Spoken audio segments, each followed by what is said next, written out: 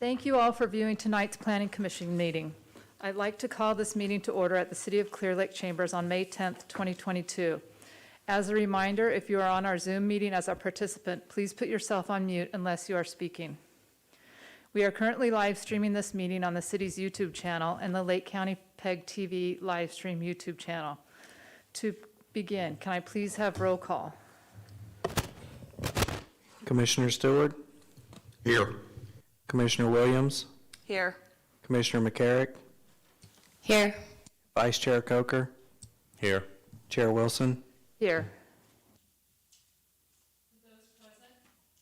For those present, please stand for the Pledge of Allegiance.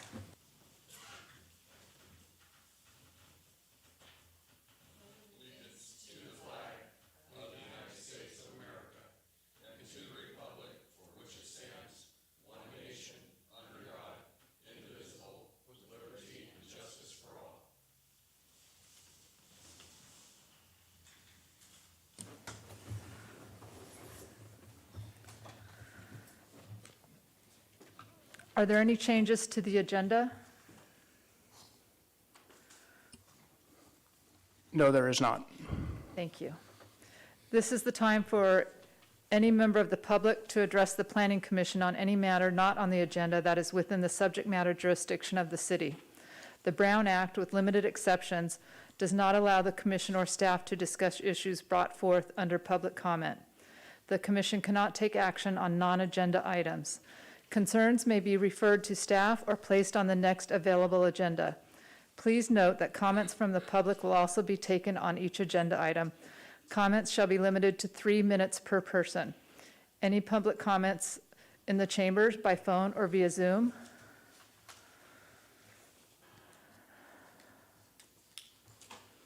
Do we have anybody? There are none. Thank you.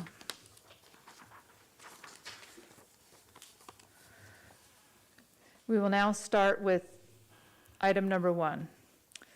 This is the conditional use permit application, CUP 2022-01, and corresponding environmental assessment, categorical exemption, CE 2022-05, to develop and operate a gas station with convenience store with on-site sales of alcohol, office space, fast food restaurant, and a drive-through car wash, located at 15895 Dam Road, formerly 15881, in Clearlake, California, further described as assessor parcel number 010-043-53-000.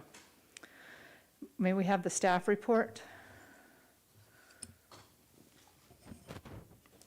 Yes, you may. Let me do screen share real quick and pull up the PowerPoint.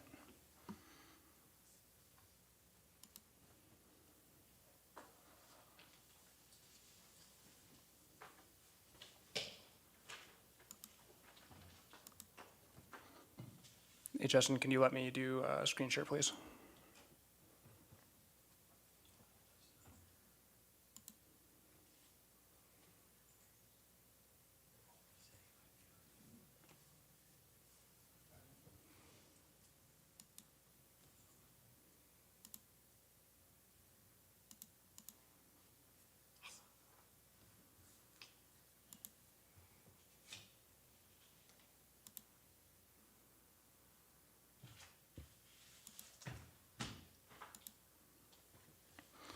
So good evening, everybody.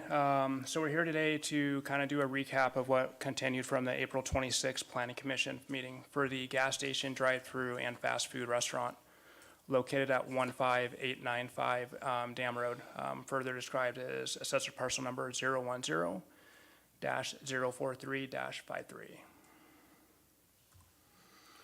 So the site plan indicated above, the one that's highlighted in green is the project parcel itself. The one to the right is future project as part of the Phase 2 Starbucks development that was previously analyzed and approved. The parcel to the south of that is Starbucks, known as Phase 1. Then you have Carl's Jr. to the bottom right-hand corner. So during the previous Planning Commission hearing on April 26th, there was traffic concerns. So during that time, we continued the hearing and renoticed it. And then staff met internally, met with the city engineer, Dave Swartz, who is here tonight to help address questions, and the applicant itself. So the overall outcome to help mitigate these concerns is we widen, the driveway is approximately 31.4 feet in width. It wasn't noted on the previous site plan, but it's been already approved at that, and that's the correct width. Then the stacking, right in here, I'll refer to our city engineer, Dave Swartz, to discuss the roundabout and the restriping and realignment of the left turn lane to allow for more queuing and stacking to enter into the project parcel. Mr. Swartz? Thank you, Mark. Commissioners, it's a pleasure to be here tonight before you. Haven't been here. And I think I've been here since 2019, so it's nice to see you all. I think that's a good thing, actually. Yeah, when this was presented to us, and I'm sorry I didn't make the previous Planning Commission meeting, I had an obligation I had to attend. So, at any rate, after that Planning Commission meeting and hearing some of the concerns and understanding where those concerns come from, we took another look at the project, and originally we had anticipated, or the older existing site plans of that driveway, as Mark had mentioned, we thought that driveway was 24 feet wide, but we found out later it was built to 31 feet, so we were very pleased about that. One of the things that we felt was a reasonable solution was to provide some restriping and requeuing out on Dam Road extension itself. So it's, you can see where the, oh, thanks, Mark, because I don't think this is showing up.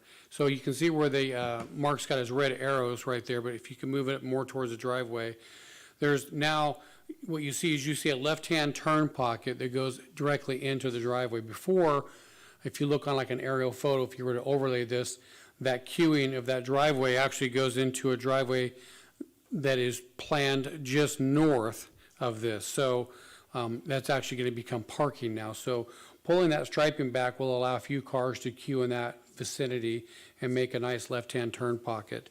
And then also just a couple other notes on the project site that has evolved over time with the site plan is the driveway going into the development itself, keep going, Mark, a little bit to the left.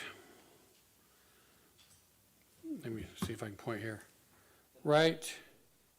Yeah, you can't see this pointer. Oh, thanks. Right here.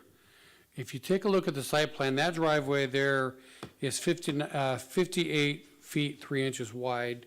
That's a nice wide driveway. Obviously, the purpose of the width of that driveway is to allow for the fuel trucks to get in and out of the site, but it also serves to enhance and keep traffic flow much easier to navigate.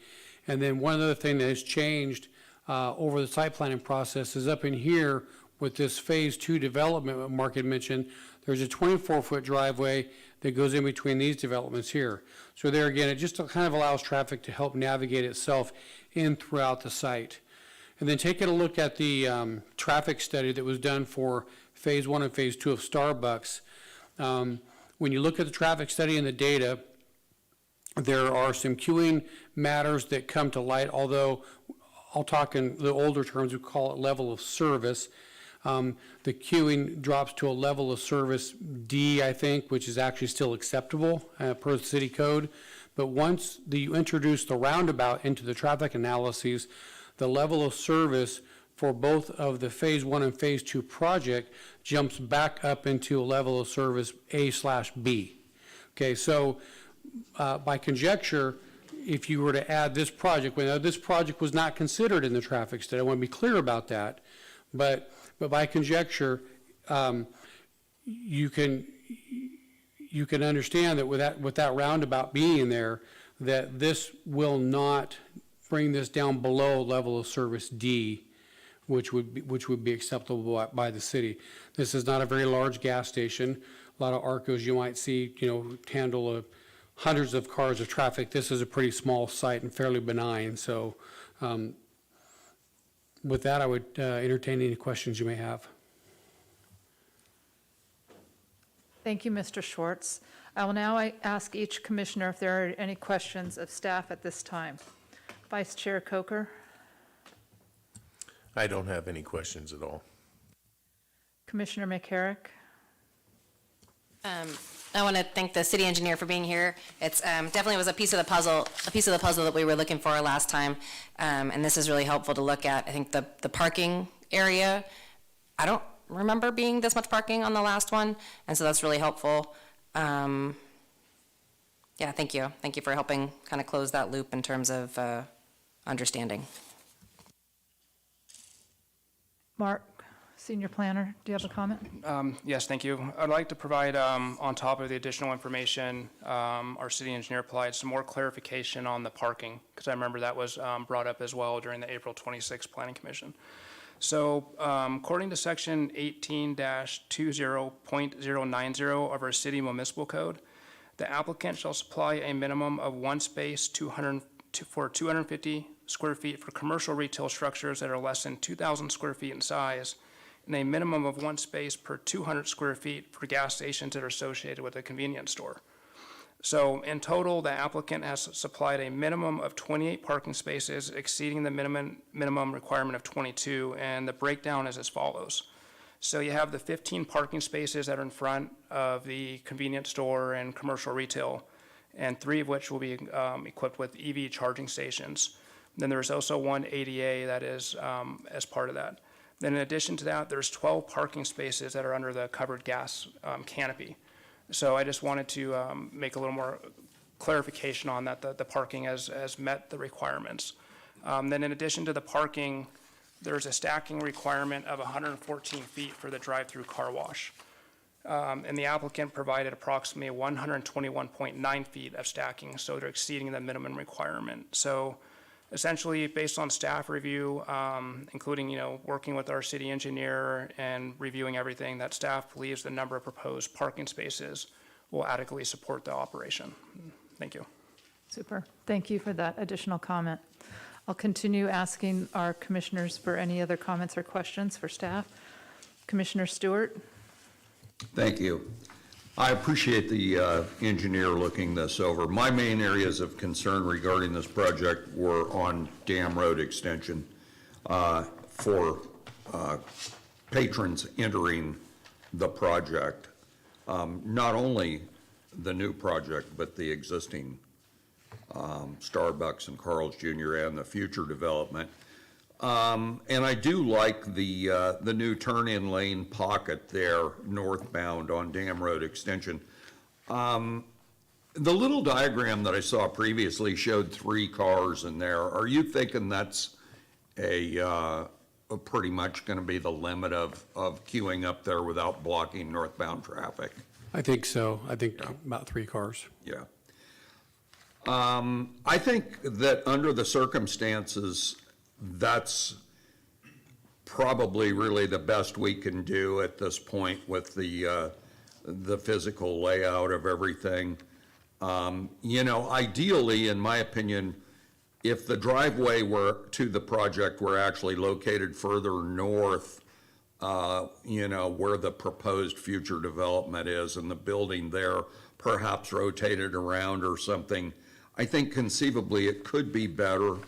But I think we've got a good enough flow through the whole thing now that, we've got stacking for 3 there. And so, yeah, I think my concerns are alleviated with this, and I'll be good to go with it. Thank you.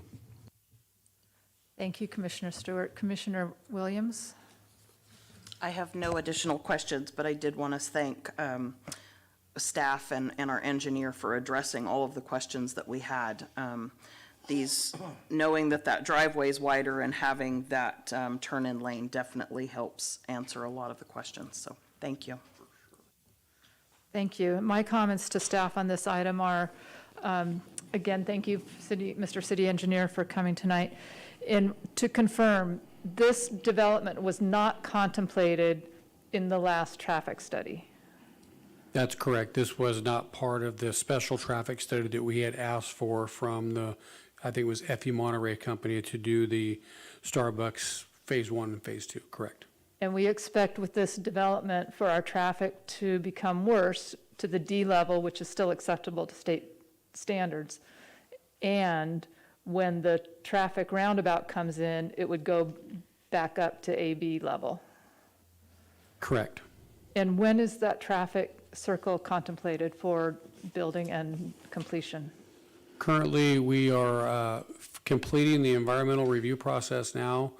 I believe we have secured the funding for the planning, design, and engineer plans for the roundabout. I think that will be in design sometime in 2023, and I would anticipate, I don't have the information in front of me, so I'm just going to take a while, just kind of a guess at it. I think you probably see construction in 2024. Thank you. I will open the public hearing on this matter.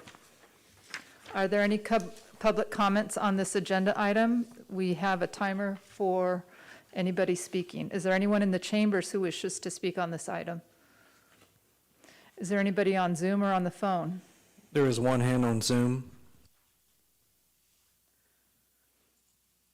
Thank you. Please speak. Please announce yourself and speak on Zoom.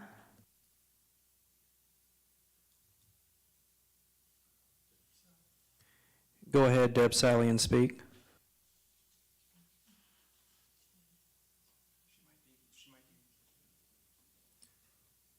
You might be muted on your end.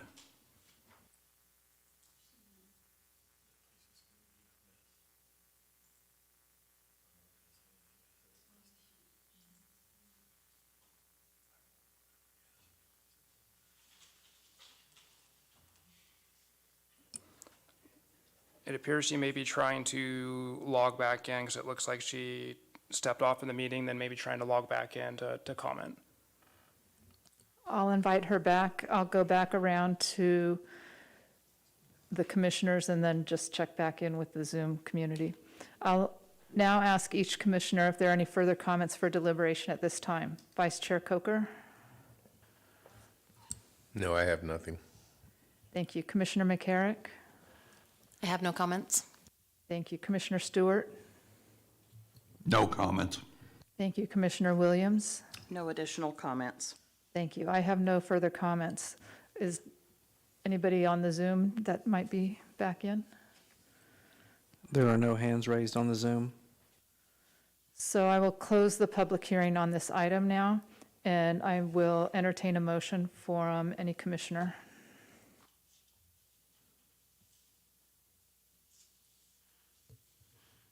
I make a motion that the Planning Commission adopt Resolution PC 2022-08.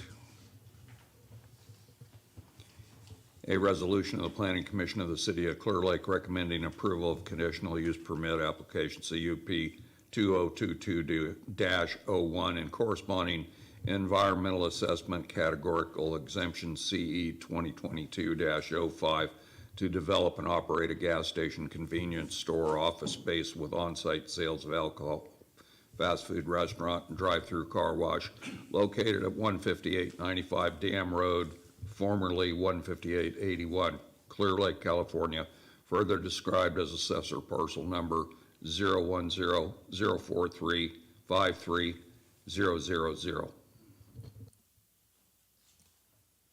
A second? Thank you. I have a motion by Commissioner Stewart, and I have a second by Commissioner McCarrick. May I have a roll call vote? Commissioner Williams? Aye. Commissioner Stewart? Aye. Commissioner McCarrick? Aye. Vice Chair Coker? Aye. Chair Wilson? Aye. The motion passes. We'll now move to item number 2, conditional use permit applications, CUP 2021-28 through CUP 2021-32. Commissioner McCarrick is leaving the conversation.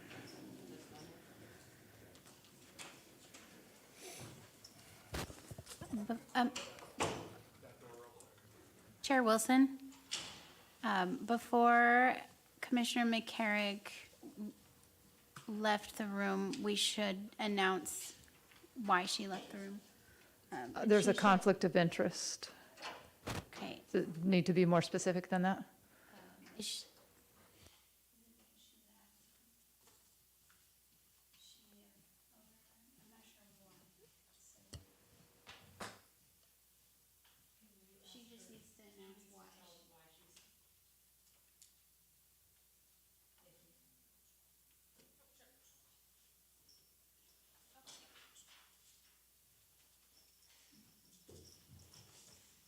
just wanted to go to that room. I am recusing myself because I am an interested party in this matter. Thank you, Commissioner McCarrick. So we will invite the staff to proceed with the staff report. Hang on one second, and I will pull up the PowerPoint.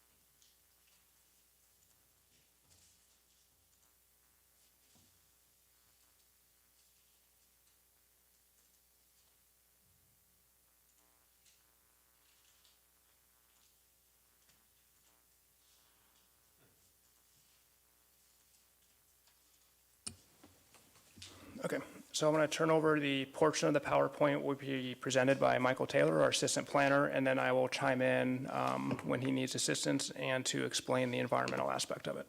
Thank you. So, Mr. Taylor, go ahead. Thank you, Planning Commissioners and public audience.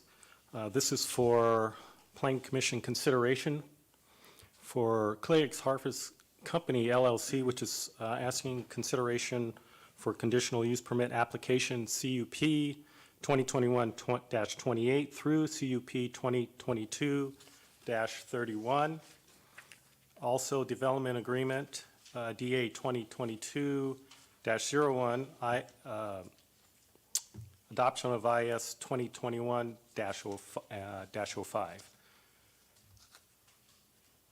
The property is currently zoned industrial and is located in the CB Commercial Cannabis District. Next slide.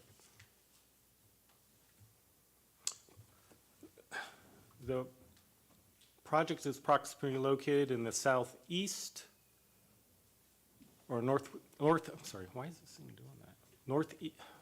Northeast quadrant of the city of Clearlake off of Ogling Canyon Road. It's approximately 12.95 acres. Next slide, please.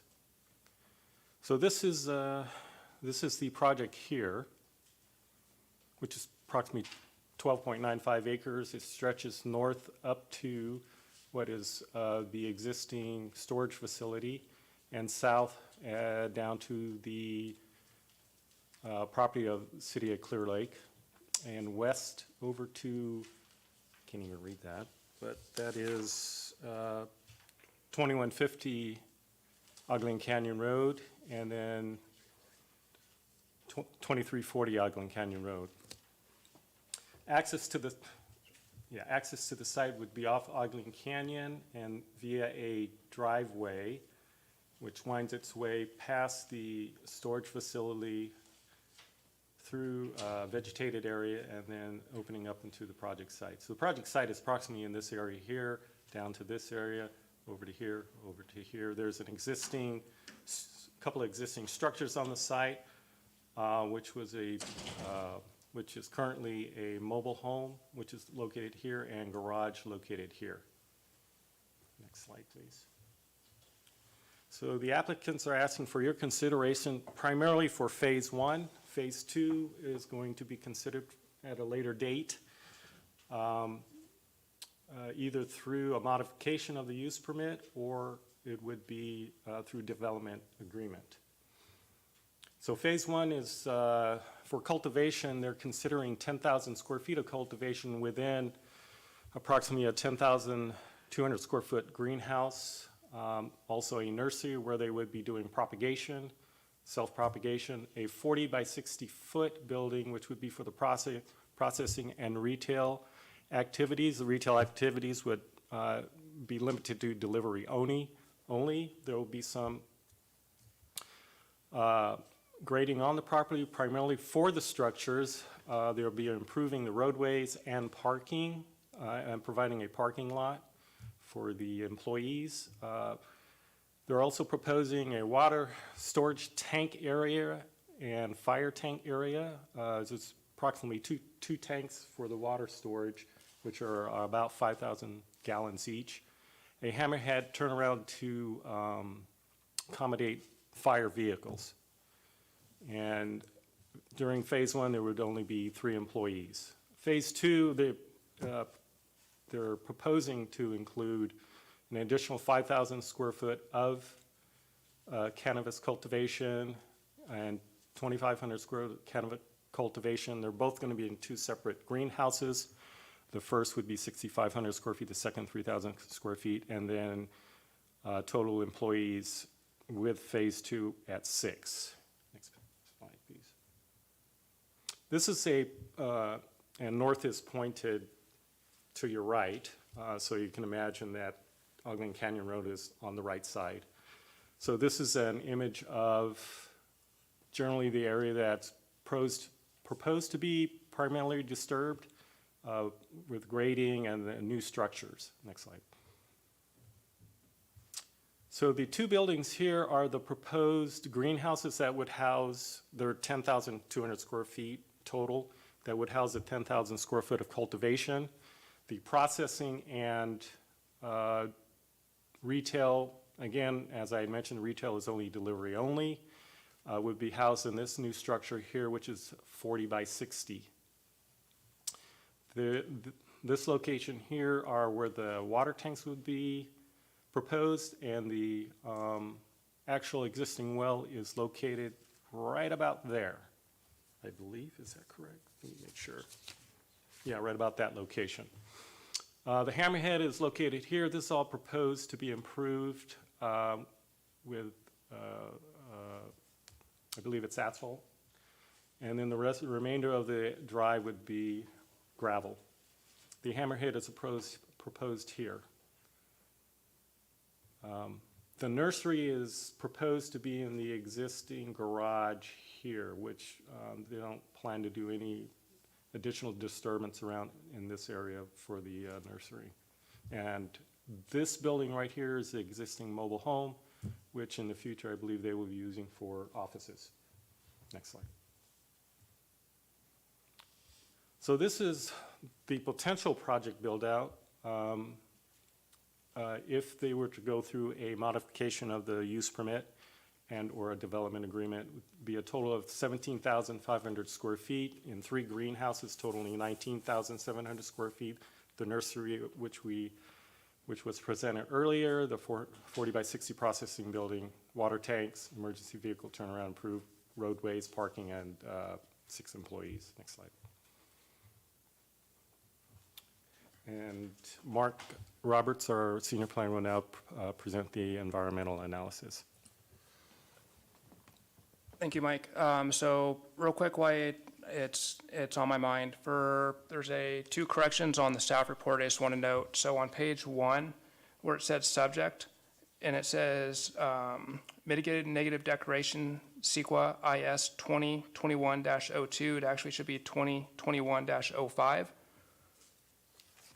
And then on page 8 of the staff report, under motions, it should be CUP 2021-28 through CUP 2021-32, just to make a clarification on that.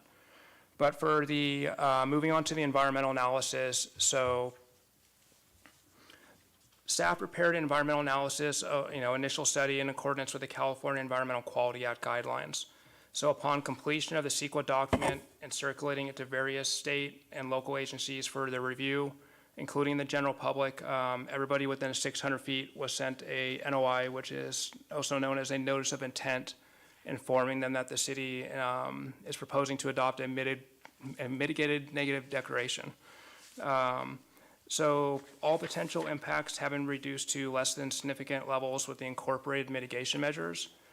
So the first, a notice of intent, it was published in the local paper. It was sent to the surrounding parcel owners within 600 feet. And the mailing address is taken from the Lake County Assessor's database.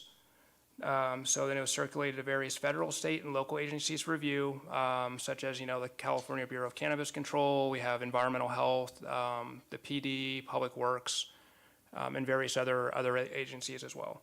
So the commenting period for the meeting, the commenting period for the two separate periods. So the first one was October 22nd, 2021 to November 26th, 2021. Then amended NOI was sent out.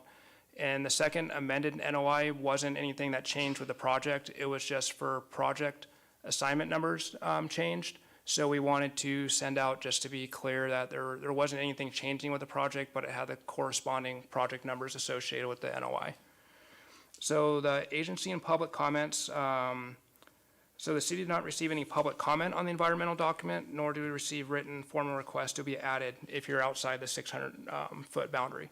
But we did get comments from the California Historical Resource Information System, which is also known as CRIS, and that's Sonoma State. And they sent their generic comments, as they always do. Then the California Department of Transportation, just their basic generic comments, nothing that was adverse. Then we have Lake County Environmental Health Department, which is basically just saying they need to pass their septic and well inspections, and it wasn't anything that was outstanding or of concern, but they've incorporated into the conditions of approval or mitigation measures. The Central Valley Water Quality Control Board, the same thing in their generic responses. So one of the main things we received was the California State Department of Cannabis Control, also known as the DDDC. So they sent, anytime they comment, they usually do a generic template comment where how it could be improved, the initial study, if you could do this, it could be better if it's done this.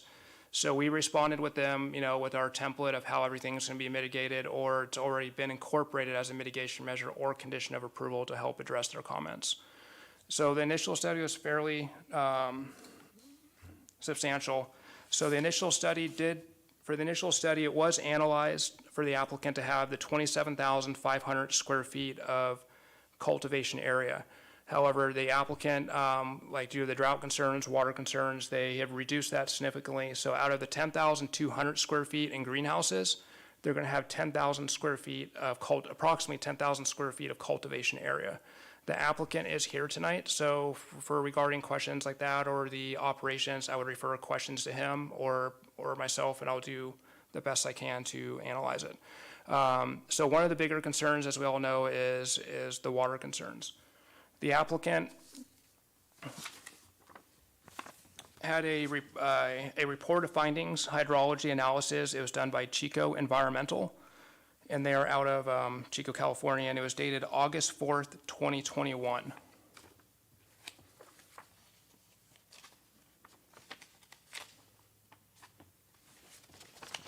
So I'll summarize the findings and the conclusions with the recommendations, but it's also included in the staff report packet as one of the attachments. So essentially it says 2250 Ogden Canyon Road has approximately 12.95 acres of surface land that is located over loosely consolidated gravel deposits in the Burns Valley area. So then it also states that the 2019 SGMA report rates Burns Valley as a low priority groundwater basin. Current groundwater data suggests that the Burns Valley groundwater basin fully recharges annually. Then it also goes into, so the expected annual water use for the cannabis cultivation project would be approximately 511,400 gallons. But keep in mind, this is at the full build out of 27,000 the 17,500 square foot. So they cut that in half, which is essentially cutting the water usage by one third, approximately 1 to 2/3. So it says the expected annual water use for the cannabis cultivation project would be, 511,400 gallons per year, including the cultivation. That includes the processing and the nursery. And their well yields about 30 gallons a minute, approximately. So the summary of the report essentially says there are no additional impacts on the Burns Valley Basin from the project, nor the impacts of the water use of this project to the surrounding area. So in conclusion, according to the report, it is Chico's environmental opinion that the completed well is sufficient to yield to irrigate the 17,500 square foot cannabis at 2250 Ogden Canyon Road.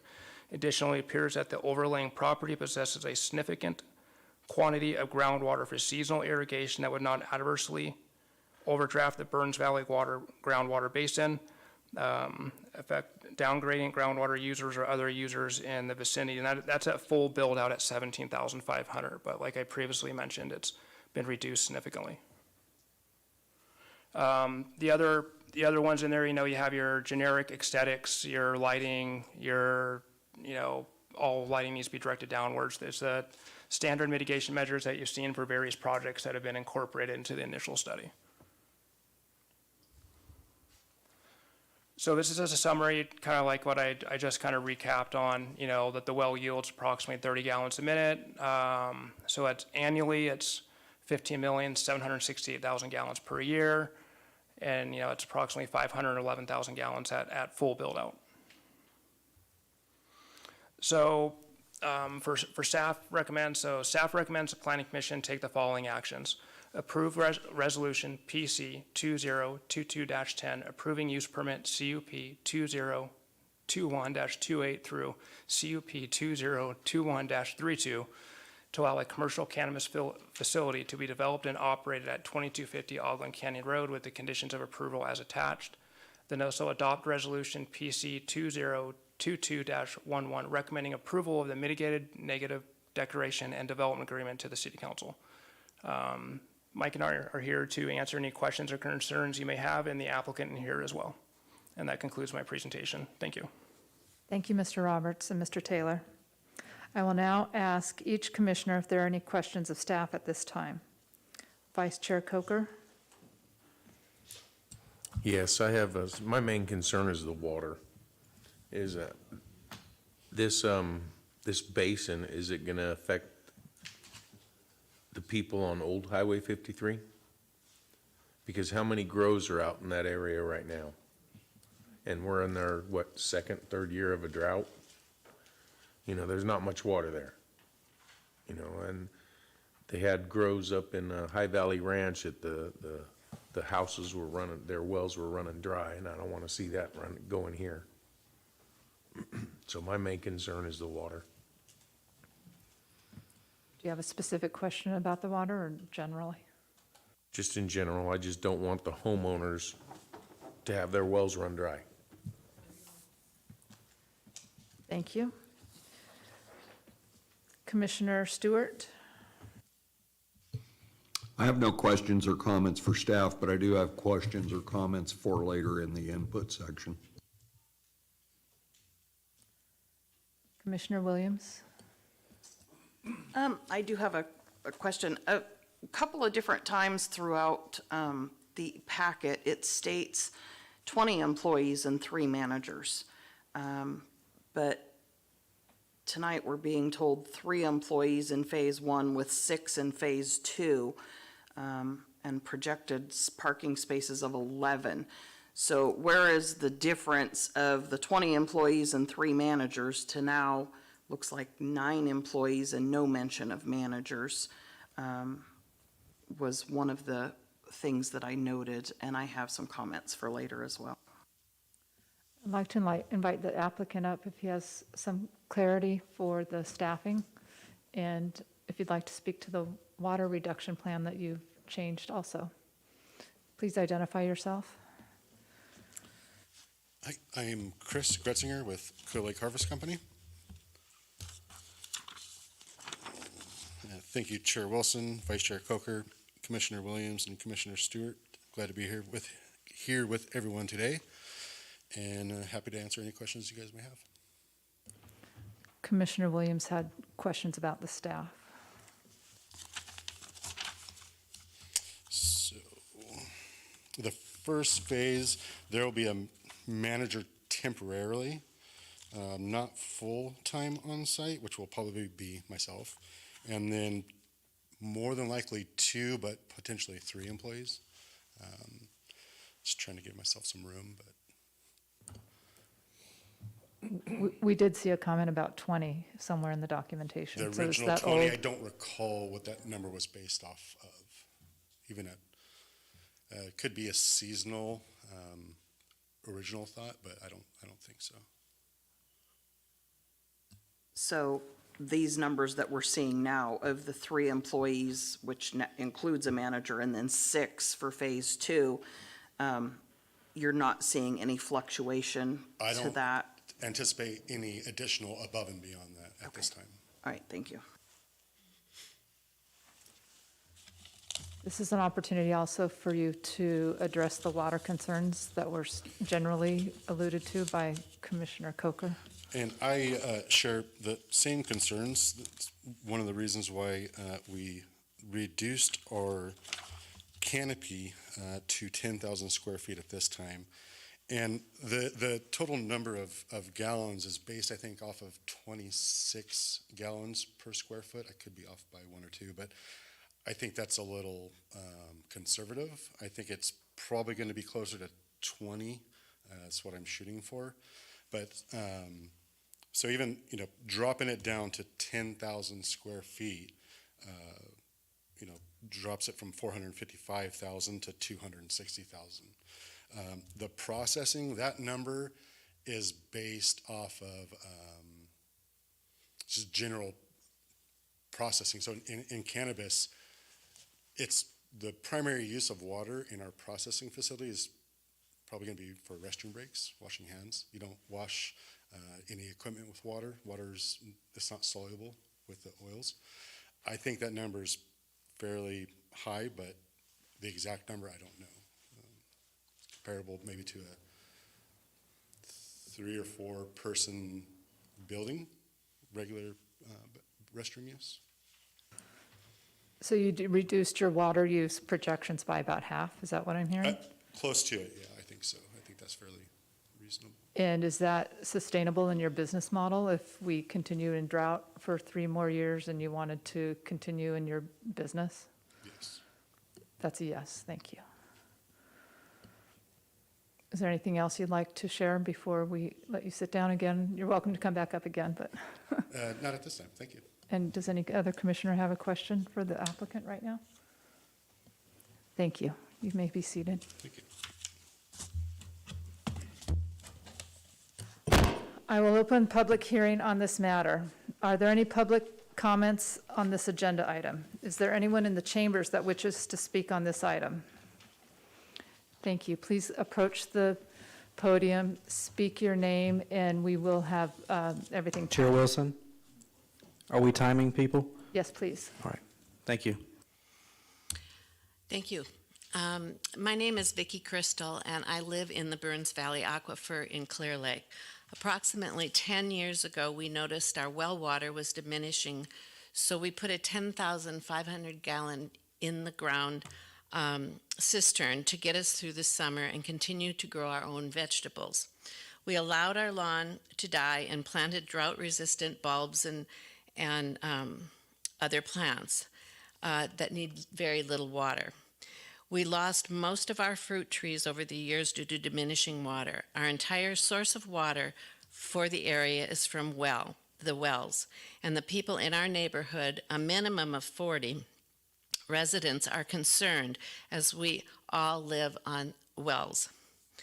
A few months ago, I sent a survey out by email and went house to house with that survey, and roughly 58% of the surveys returned, and I want you to hear that, 58% of returned surveys that had been having water shortages and or loss of pressure. Most said it had been during the summer months and the fall months. Some said they started noticing the water loss after the vineyards on the west side of Highway 53 was planted. Many have had to put in secondary cisterns, as well as giving up gardens and lawns. Nearly all mentioned their own ways of conserving water due to concerns of the many cannabis grows in our area, legal or illegal. Last week, a neighbor, Jamie Felden, sent me an email saying, Our well has gone dry a couple times since we bought our property on Old Highway 53, and I believe it was within the last 2 years that they purchased that property. We've called out several well specialists who said lately we have some issues in the area referred to as the orchard. On Pond Road, our property is on an aquifer, and while it has not run dry, it has been an issue we are carefully managing and aware is happening in our area. And that was a quote from Jamie. My issue with the new grows in the city and the county is not only in my backyard, that's not even an issue for me, but the overall climate crisis that is going on in the state of California and Lake County. And I agree with Supervisor Sabatier that we should consider a moratorium in Lake County on any kind of new ag or cannabis grows until, as a people in the city and Lake County, have to have a handle on the climate crisis. It has no one has truly addressed the cumulative effect of the vineyards, the cannabis, the drought, etc. And it appears to me that it is not just a drought, Thank you. but after Please wrap 20 up your years comments. of this and getting worse, a shift in the way we live on this planet is necessary. Thank you. Thank you.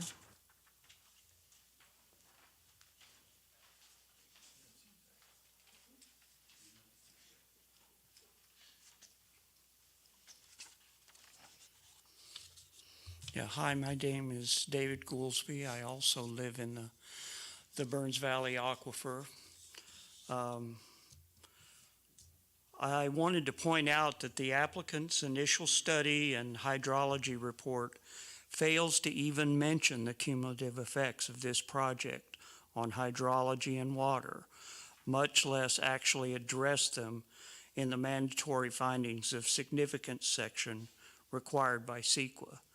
The definition of cumulative effects is, quote, the change in the environment which results from the incremental impact of the project when added to other closely related past, present, and reasonably foreseeable probable future impacts.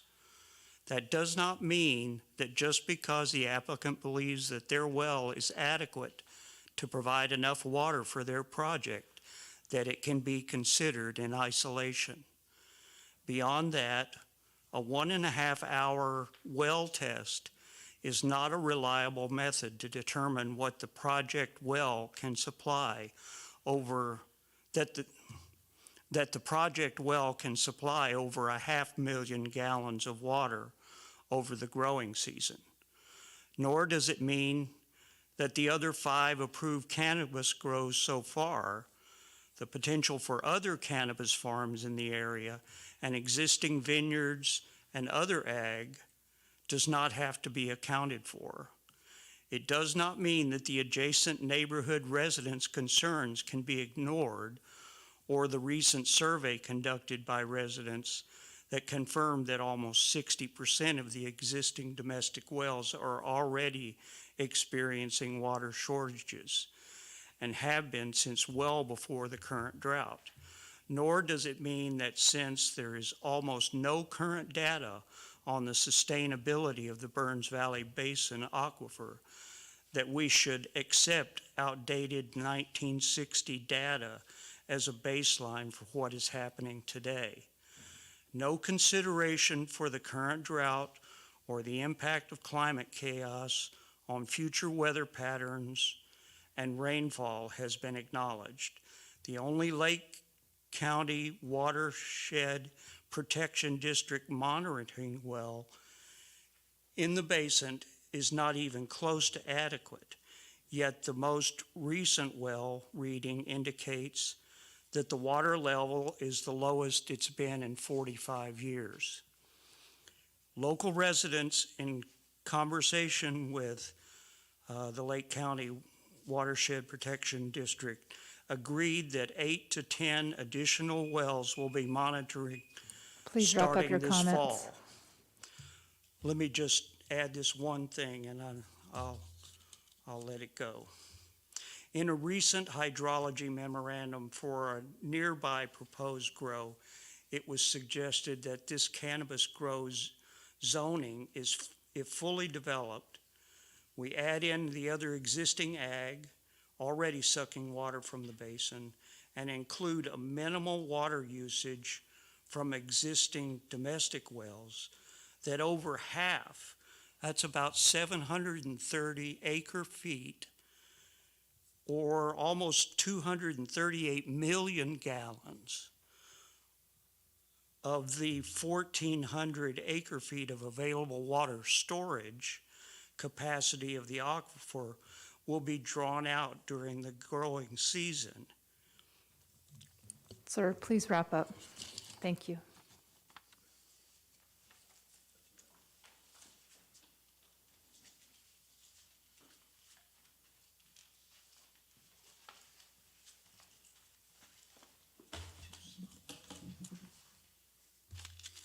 Chair Wilson and commissioners, staff, my name is Dave Hughes, and I also live in Burns Valley. I wanted to hand out a few maps, if I could, and hopefully that can't be used too much against my time.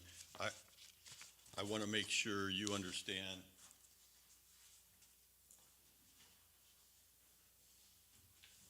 This is a map of the Burns Valley watershed. We got this from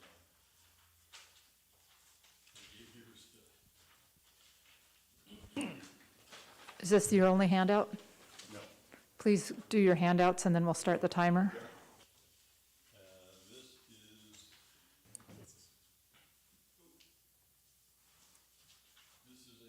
a map showing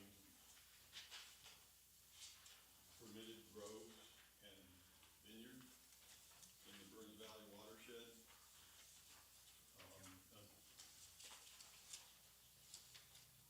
I'm not going to hand this out. This is a list of the 40 property owners that we're here speaking on behalf of. I can give it to you if you want. You can start the timer now. Okay.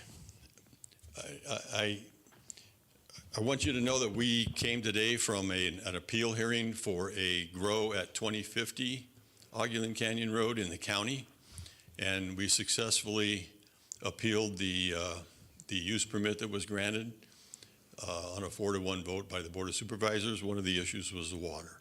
That project obviously uses a lot more water than this will. I actually sent an email earlier today to Mark Roberts asking for a continuance, because we would like to have the opportunity for our hydrogeologists to go a little further into their report, which we think is short, the cumulative impact especially. It doesn't, he faulted some other reports that he thought were not very, well, I won't get into that. Anyway, we'd like to have him the opportunity to review this, maybe get with the applicant. I mean, I'd be happy to sit down. I'm not trying to shut down this project. I see that they've cut down what they're going to grow, but we are concerned about the water in the Burns Valley Basin. It is recharged with rainwater. Most of the wells in Burns Valley are in the alluvium aquifer, which is the upper aquifer. Most of the ag wells go deeper, and we feel that there's some connection between our aquifer and that aquifer. I mean, if the rainwater hits the soil and then seeps down into our aquifer and then goes down into the lower aquifer, we feel there's some connection. And if there's too much pumping of water below us, does that bring our water down? We just feel there's a need for more analysis, more study, and maybe that can be done with some sort of monitoring. Maybe we come up with a condition where they can grow for a few years. We monitor wells, and by the way, we're working with the county to begin more intense monitoring of wells in the Burns Valley Basin with county water resources. We are extremely concerned about our residential wells and the impact that all of those grows have. Those are the legal grows. There are also a couple of illegal grows in Ogulin Canyon, and that's what I've been told. It also shows the 2 vineyards. one on each side of the highway. And actually, the vineyard on the west side of the highway has something like 6 wells. I mean, it's hard to go back on them, but going forward, especially in a drought situation, we feel we have to pay more attention. I had no idea where the Burns Valley Water Basin was, or that it even existed, until I got into this appeal stuff. So we let 2560, that has been graded, but apparently won't go much farther for the time being. We appealed 2185, and we lost that appeal because we didn't have an expert. Well, now we have an expert, and that's the main reason I want to ask for a continuance. We think the cumulative impact has not been dealt with properly or sufficiently. Thank you, Mr. Hughes. And then I'm going to give a map for our next speaker. This map shows the relationship between the project, 2560, where the grading was done, Highway 53, and a piece of property at 15650 Denman Road. Holly Ingalls, the owner, is going to come and speak to you about that.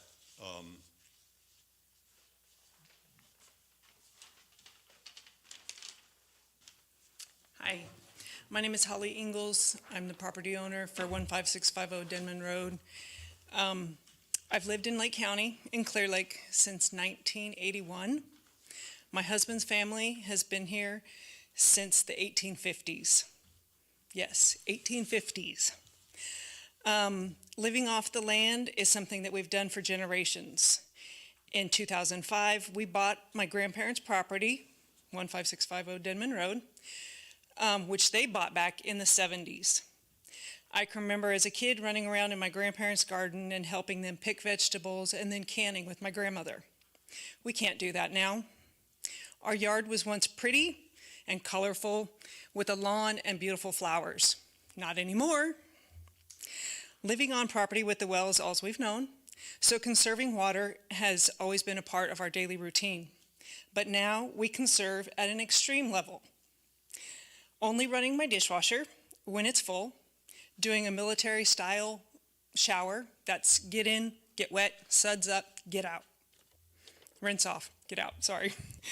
No washing cars around my house. And like I said, no lawn, and if it's yellow, let it mellow. If it's brown, flush it down.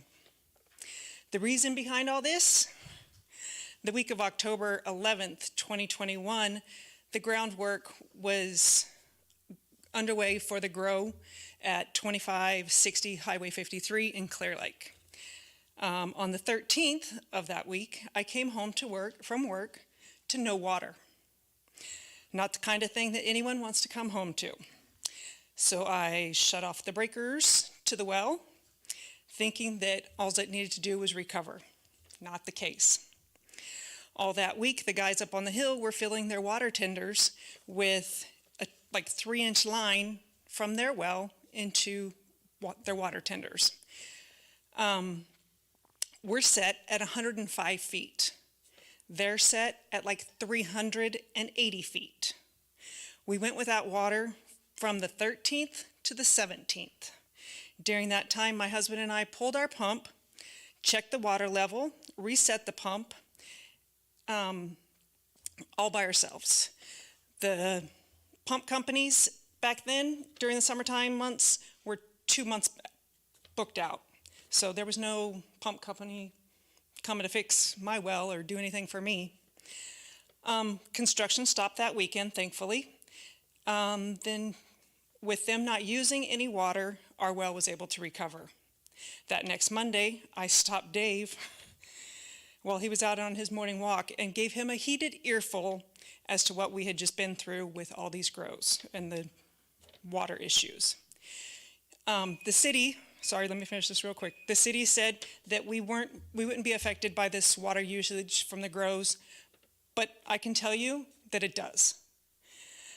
We've been in this area for a long time, and these are the kind of things that'll drive us out of here. What's going to become of the area when you drive all these families out for these grows that may or may not give the city money if you're lucky? Thank you guys for your time. Thank you. And just real quick summation, I mean, she did stop me in my walk. I was walking towards the school bus yard. They were grading, water going all over to keep the dust down. That was a condition. And she asked me if that was a cannabis grow, and I said, yes, aren't you in our community group? And she said, no. And I said, well, make sure you get a hold of Vicky and get yourself in there. It is a cannabis grow. I think when they were pumping the water to fill the tinders and keep the dust down, they were probably pumping more water at one time than they will when they're actually using water for cannabis. But I think what it does is it shows a correlation between that property and her property. And I mean, if you look at the creek, if you look at the lay of the land, and this property is just a little bit upstream. I mean, water flows downhill, and we do feel there's some impact from the grows. Sure, we have a drought, but we think it's exacerbated by the grows, and we need Thank to you, Mr. Hughes. get a handle, and that's again why I would like to see the continuance. Thank you. Do we have any other further comment from the room? By the way, a continuance would keep us from having to file another appeal. I understand. So- Thank you. Is there anybody on the phone or on the Zoom room? We have one hand on Zoom. Deb Sally, can you unmute yourself and speak?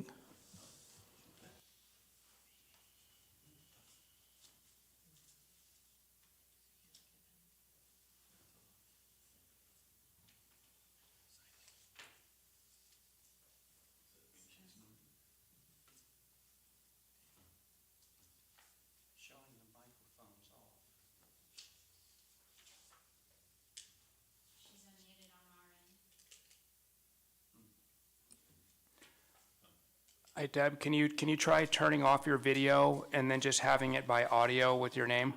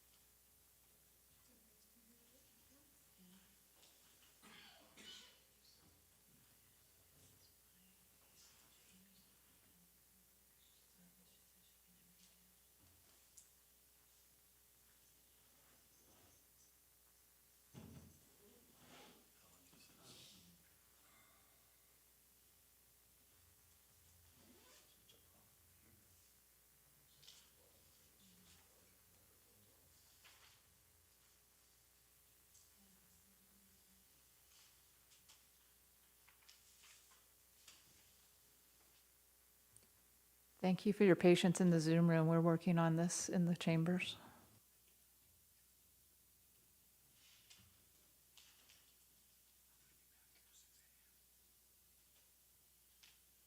Commissioners, I just wanted to say thank you very much for having me. I got about an hour drive home, and I've got to be back here at 6 a.m., so Thank you very much for Thank your you. expertise.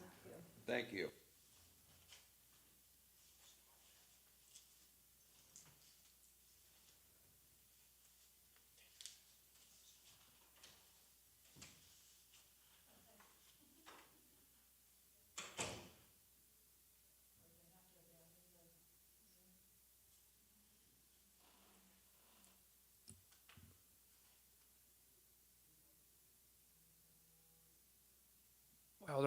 While they're working, trying to get Deb Sally to be able to speak, we did receive a comment via email this morning that I forwarded to you all commissioners. The individual did request it be read aloud. Her name is Cheryl Sullivan. I'll leave that, if you'd like it read aloud, we're more than happy to do so, or do you find it adequate enough that we've emailed you the comments early, mid-morning? Since we have a moment, that would be very good for you to read it. Thank you for offering. So this is from Cheryl Sullivan. It says, "Dear Commissioners, in the past years, many of the Burns Valley residents have been concerned about the water levels in our wells. We have spoken or written to the city council and the board of supervisors regarding this issue. As a homeowner in the Burns Valley neighborhood for 37 years, we recently had water shortages for the first time in the past 2 to 3 years. We've run out of water for a number of days, let our lawn and garden die, flushed toilets occasionally, installed a water storage tank, and yet we're still worried about what will happen in the summer with our water supply. I'm writing today to ask you to deny the latest cannabis application at 2250 Ogland Canyon Road. I'm worried about the impact more wells will have on our aquifer and to our water supply.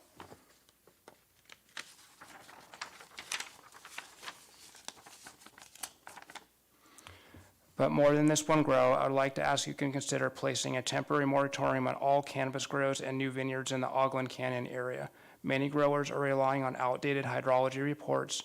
There needs to be a new hydrology study of this area, especially with the recent serious droughts. It needs to show the cumulative effect of all new wells on the aquifer.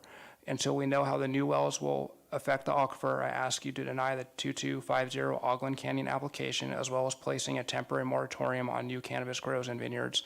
Thank you for your consideration. Cheryl Sullivan. Thank you, Mr. Roberts. We'll check in with the city clerk, see if we made any progress. We'll take a 3-minute recess.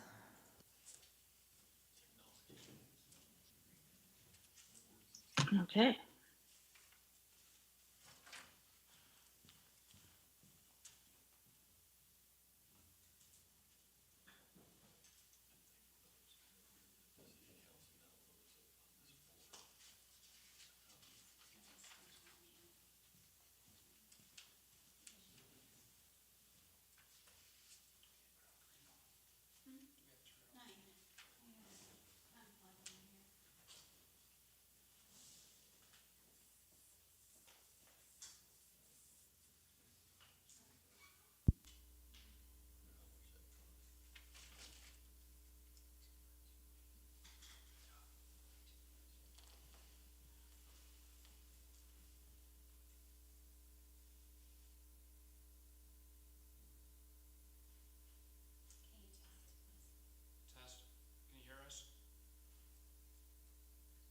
Question is, can you hear me?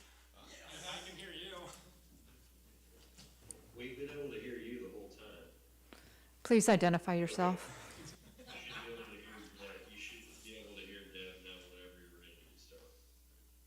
Thank you. We will end the recess after our successful technology wizards got us online. So I understand there's a comment from the Zoom room. Would you please identify yourself?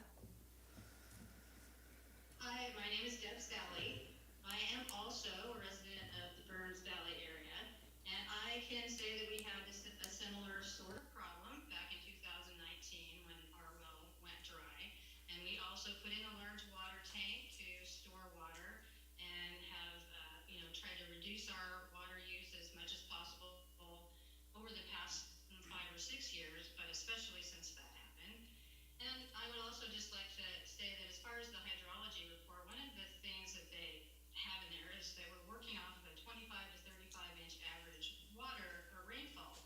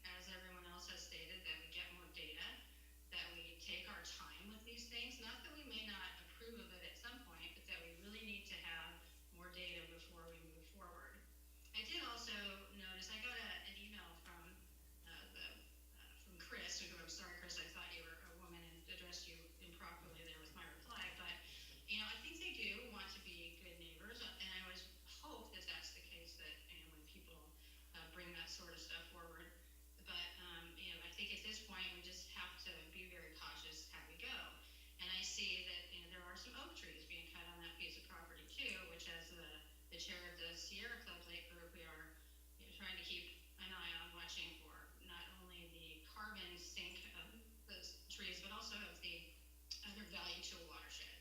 So that's really basically what I have to add to what my other neighbors already told you, which I think was a very good summary of our concerns and the things we would like to have looked at. So thank you again, everyone, for giving us this opportunity and listening to everyone. Thank you, Ms. Sally. I understand City Manager Alan Flora is in the Zoom room. Do you have any comments? Thank you, Chair Wilson, Commissioners. I don't think, I mean, there's lots of things that I could add, but my preference would be to kind of see what the commission's feelings are and then try to address any questions on process or whatever. You know, there's been a lot of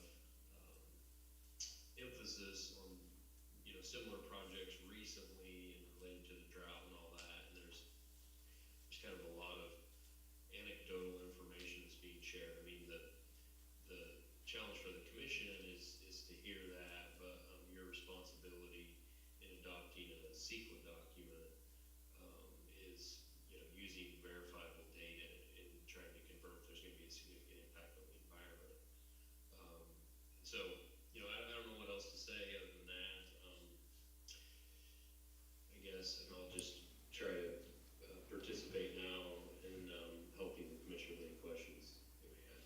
So sorry about being late. I had another meeting I couldn't miss. Thank you, Mr. Flora. I would like to take just a temperature check with the commissioners. Is there any appetite for a continuance to the next meeting in May? Just say yes or no. This is an informal poll. Yes. Yes. I would entertain a motion for a continuance to the next meeting. And will Mr. Roberts please confirm that date? So that the next planning commission would be May 24th at 6 p.m. I move to continue this hearing to the May 24th Planning Commission meeting.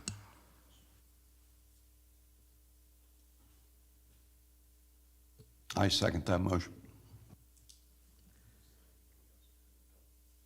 I have a motion on the floor that's been seconded. Is there any further conversation?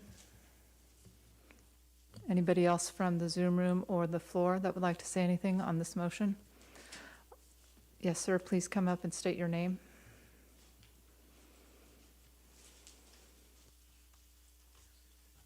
My name's Nick Labakis. I live next door to Dr. Sally. I have the same problem she has and all the rest of us. I live right on Rose Lane. So water's the most important thing we have, and I hate to lose it. That's it. Thank you, sir. Any comment from the Zoom room on this motion, Mr. Flora? Yeah, I just wanted to ask a clarifying question of the commission. You're interested in continuance. Is there anything that you would like staff to work on and provide additional information? Or is this simply kind of in response to the community's concerns of having more time in their hydrologist to look over the report and provide comments back? I'll go around the commissioners and ask each one. Chair Coker, Vice Chair Coker. Yes, I would like to see the association in the Burns Valley area get their hydrology report. Commissioner Williams. I would also like to see additional information on hydrology. One of my concerns with this and the previous has really been the cumulative, and I haven't seen any true documentation on the cumulative effects that all of these are having.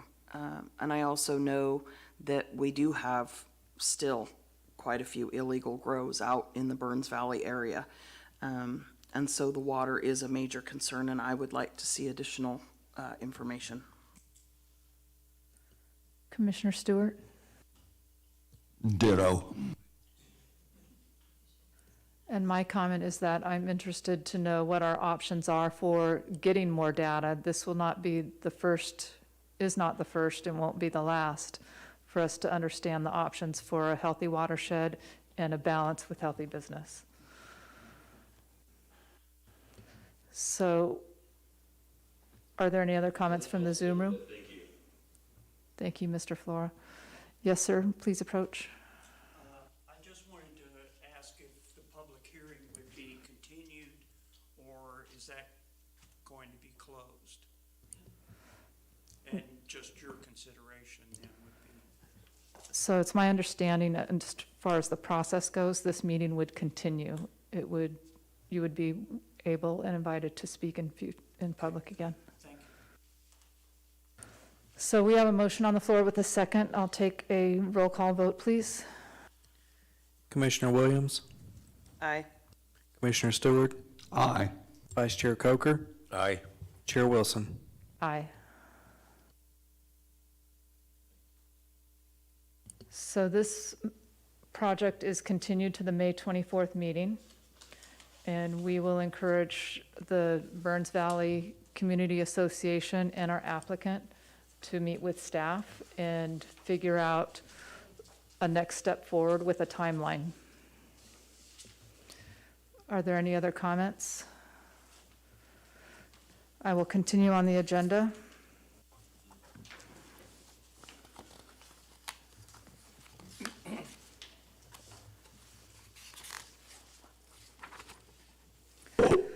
Are there any reports from staff or the city manager? I don't have anything to report. Thank you. Thank you. Are there any future agenda items that any commissioner would like to request? I think it would be worthwhile for us to look into putting a temporary moratorium on future developments impacting water levels in the basins while we're in a drought. So if staff could help us understand what that looks and feels like in terms of process, not today, at a future meeting.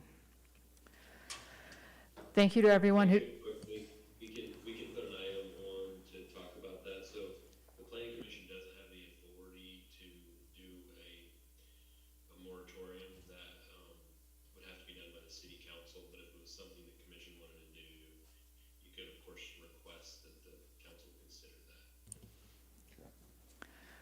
thank you. So Commissioner Stewart, you're asking that to be on a future agenda item? I am, but I'll address that issue with council members. Thank you. So it will not be on a planning commission agenda item? Not at this time, according to what Mr. Flora is saying. It needs to be addressed through the city hall, through the city council in some sort of a proposal or agenda item there. So I'll just address my concerns to the various city council members and ask that it be placed on a city council agenda. Thank you.